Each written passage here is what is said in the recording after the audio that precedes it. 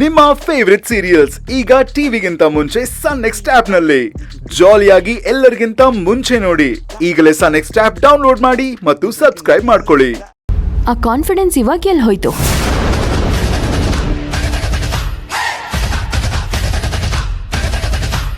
ನಿಮ್ ಎಲ್ಲ ಆಟಗಳನ್ನ ಸಹಿಸ್ಕೊಂಡು ನಾನು ಸುಮ್ಮನೆ ಕೂತಿದ್ದೆ. ಯಾಕೆ ಗೊತ್ತಾ?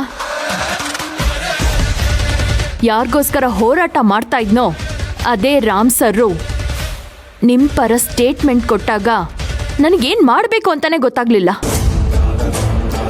ನಾನು ಅನ್ಕೊಂಡು ಬಂದಿದ್ದ ಪ್ಲಾನ್ನ ಮೂವ್ ಮಾಡಬೇಕೋ ಮಾಡಬಾರ್ದು ಅನ್ನೋ ಗೊಂದಲದಲ್ಲೇ ಇದ್ದೆ. ಧರ್ಮದ ಪಾಠ ಮಾಡಿದವ್ರೆ ಅಧರ್ಮದ ಪರ ನಿಂತಾಗ ನಾನು ಯಾವ ಕಾರಣಕ್ಕೆ ಹೋರಾಟ ಮಾಡಲಿ ಅಂತ ನನ್ನ ಮನಸ್ಸು ಒಡೆದೋಗಿತ್ತು. ಆದರೆ ಅದೇ ಸಮಯದಲ್ಲಿ ನೀವು ಮಾಡಿದ್ದು ಒಂದು ತಪ್ಪು ಮತ್ತೆ ನನ್ನನ್ನು ಎದ್ದು ನಿಲ್ಲೋ ಹಾಗೆ ಮಾಡ್ತು. ಅದೇನು ಅಂತ ಗೊತ್ತಾ? ನಿಮ್ಮ ತಂದೆಗೆ ವಿಷ ಕೊಟ್ಟು ಕೊಲ್ಲೋದಿಕ್ ಪ್ರಯತ್ನ ಪಟ್ಟ ಆ ಪ್ರಬಲನ್ ಹೆಂಡತಿಯಾಗಿ ಅವ್ರ ಪರ ಲಾಯರ್ ಆಗಿ ತಪ್ಪು ಮಾಡಿದ್ದಾರೆ ಅಂತ ಗೊತ್ತಿದ್ರು ಅವ್ರ ಪರ ನಿಂತು ಅವ್ರನ್ನ ಬಿಡಿಸೋ ಪ್ರಯತ್ನ ಪಟ್ಟಿದ್ದನ್ನ ಅದನ್ನ ನಾನು ಅಕ್ಸೆಪ್ಟ್ ಮಾಡ್ತೀನಿ. ಯಾಕಂದ್ರೆ ಅದು ಹೆಂಡತಿಯಾಗಿ ನಿಮ್ಮ ಕರ್ತವ್ಯ.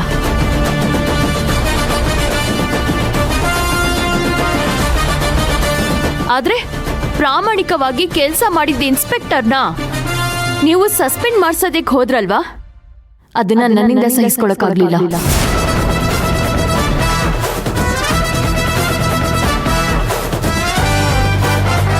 ನಿಮ್ ಆರೋಪದಿಂದ ತಪ್ಪು ನಂದಾಗಿ ಅದಕ್ಕೋಸ್ಕರ ಕೋರ್ಟಿಗೆ ನಾನು ದಂಡ ಕಟ್ಟಕ್ಕೂ ರೆಡಿಯಾಗಿದ್ದೆ. ಆದ್ರೆ ಒಬ್ಬ ನಿರಪರಾಧಿಗೆ ಶಿಕ್ಷೆ ಆಗ್ಬೇಕಾದ್ರೆ ಅದನ್ನ ನೋಡ್ಕೊಂಡು ಸುಮ್ಮನೆ ಇರೋದಕ್ಕೆ ನನ್ನ ಕೈಲಾಗಲ್ಲ. ಒಬ್ಬ ಸೈಲೆಂಟ್ ಆಗಿರೋದ್ರಿಂದ ಅಧರ್ಮ ಅಕ್ರಮ ಗೆಲ್ಲೋ ಹಾಗಾಗುತ್ತೆ ಅಂದ್ರೆ ಆ ಸೈಲೆಂಟ್ ಆಗಿರೋನು ಜಾಸ್ತಿ ಅಪರಾಧ ಮಾಡೋದಿಕ್ಕೆ ಕಾರಣ ಆಗ್ತಾನೆ. ಅದು ಅದು ಅದು ನನ್ನನ್ನ ಎದ್ ನಿಲ್ಲೋ ಹಾಗೆ ಮಾಡಿದ್ದು. ನಾನು ಎದ್ ನಿಂತ ಮೇಲೆ ಏನಾಯ್ತು ಅಂತ ಹೇಳೋ ಅವಶ್ಯಕತೆ ಇಲ್ಲ ಅಂತ ಅನ್ಕೋತೀನಿ.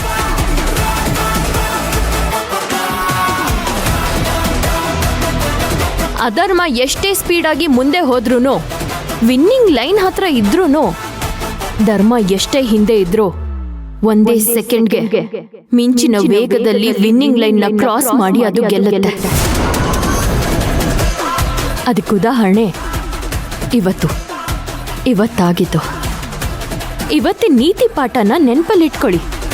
ಮಹಾಭಾರತದಲ್ಲಿ ದುರ್ಯೋಧನ ಯುದ್ಧ ಮಾಡಕ್ ಹೋಗುವಾಗ ಅವನ ಜೊತೆಗೆ ಅವನ್ 106 ಜನ ತಮ್ಮಂದ್ರು ಭೀಷ್ಮ, ದ್ರೋಣ, ಕರ್ಣ, ಅಶ್ವತ್ಥಾಮ, ಶಲ್ಯ, ಶಕುನಿ ಘಟಾನುಘಟಿಗಳಿದ್ರು.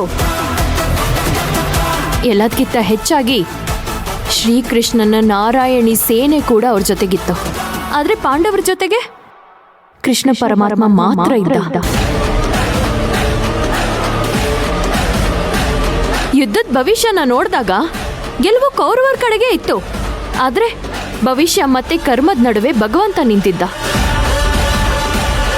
ಕೌರವರ ಪಾಲಿನ ಗೆಲುವನ್ನ ತಮ್ಮ ಕರ್ಮವನ್ನ ಮಾಡಿದ ಪಾಂಡವರ ಪಾಲಿಗೆ ತಂದ್ಕೊಟ್ಟ. ಇದರ ಅರ್ಥ ಅಧರ್ಮ ಮಾಡೋರ್ ಪಾಲಿಗೆ ಆ ಭಗವಂತ ಯಾವತ್ತೂ ಇರೋದಿಲ್ಲ, ಯಾವತ್ತೂ ಅವ್ರನ್ನ ಗೆಲ್ಲೋದಕ್ಕೂ ಬಿಡಲ್ಲ. ಅದನ್ನ ಸರಿಯಾಗಿ ತಿಳ್ಕೊ.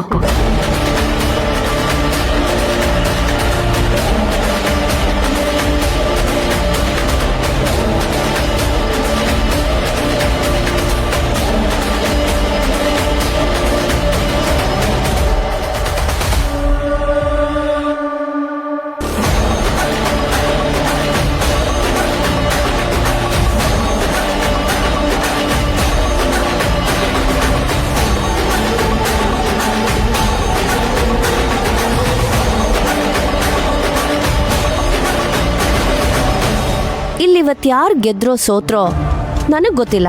ಆದ್ರೆ ಎಲ್ಲರಿಗಿಂತ ದೊಡ್ಡ ಗೆಲುವು ನಂದಾಗಿದೆ. ಯುದ್ಧನೇ ಮಾಡದೆ ಗೆದ್ದಷ್ಟು ಸಂತೋಷ ಆಗ್ತಿದೆ. ಪ್ರಬಲ ಜೈಲ್ಗೆ ಹೋದ. ಕಾತಿನ ಮಾವ ಮನೆ ಒಳಗಡೆನೆ ಸೇರಿಸ್ಕೊಳ್ಳೋದಿಲ್ಲ. ಕಾವೇರಿ ಮಾವ ಮಾಡೋ ಕೆಲ್ಸಕ್ಕೆ ಮನೆಗೆ ಬರೋದೇ ಇಲ್ಲ. ಇನ್ಮೇಲೆ ಎಲ್ಲ ರಾಜ್ಯಭಾರನೂ ನಂದೇ.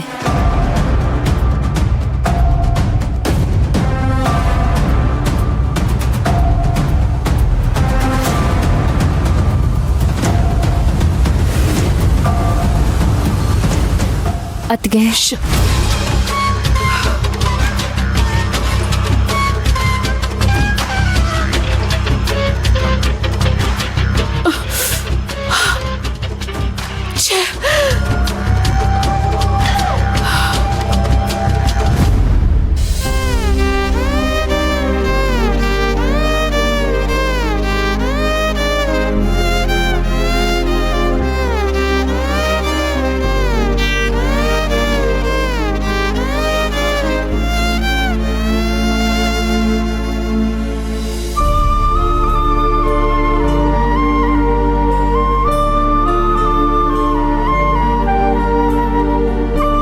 ಅಲ್ಲ ಸಿಸ್ಟರ್, ಯಾರನ್ನ ಕೇಳಿ ಇವ್ರನ್ನ ಹೊರಗೆ ಕಳಿಸಿದ್ರಿ?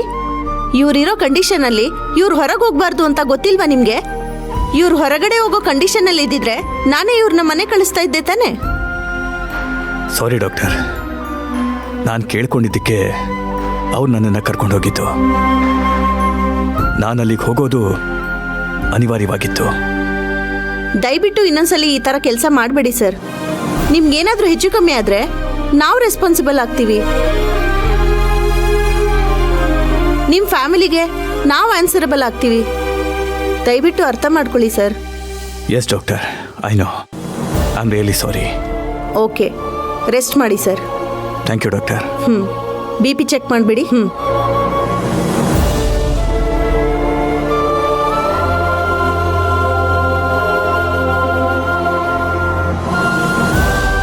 ಡಾಕ್ಟರ್, ನಾನು ರಾಮ್ ಅವ್ರನ್ನ ನೋಡಬೇಕಾಗಿತ್ತು.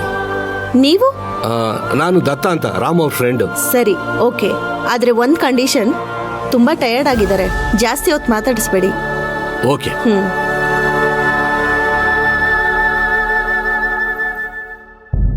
ಓಕೆ ಸರ್, ನೀವು ರೆಸ್ಟ್ ಮಾಡಿ ಸರ್. ಆಯಿತು.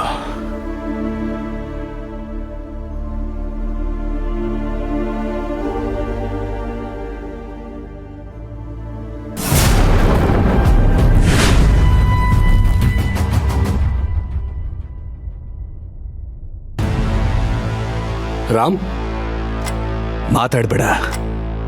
ನೀನು ಯಾಕೆ ಬಂದೆ? ನಾನು ಸೀರಿಯಸ್ ಆಗಿ ಅಡ್ಮಿಟ್ ಆಗಿದ್ದೀನೋ ಇಲ್ವೋ ಅಂತ ನೋಡಕ್ಕೆ ಬಂದ್ಯಾ? I am all right, I am perfectly fine. ನಾನೀಗ ರೆಸ್ಟ್ ಮಾಡಬೇಕು. You can go now. Ram, ನಾನು ನಿನ್ನನ್ನು ಸುಮ್ಮನೆ ನೋಡ್ಕೊಂಡು ಹೋಗೋಕ್ಕೋಸ್ಕರ ಬಂದಿಲ್ಲ, ನಿನ್ನ ಜೊತೆ ಮಾತಾಡಬೇಕು. ನನ್ನ ಹತ್ರ ಮಾತಾಡೋದೇನಿದೆ? ನಾನು ಬಂದು ಸಾಕ್ಷಿ ಹೇಳಿ ಪ್ರಬಲನ್ನ ಬಿಡಿಸಿದ್ದೀನಿ ಅಂದರೆ ಅದಕ್ಕೆ ಒಂದು ಅರ್ಥ ಇರುತ್ತೆ. ಅದನ್ನು ಅರ್ಥ ಮಾಡಿಕೊಂಡು ಹೆಜ್ಜೆ ಹಿಂದಿಡೋದನ್ನು ಬಿಟ್ಟು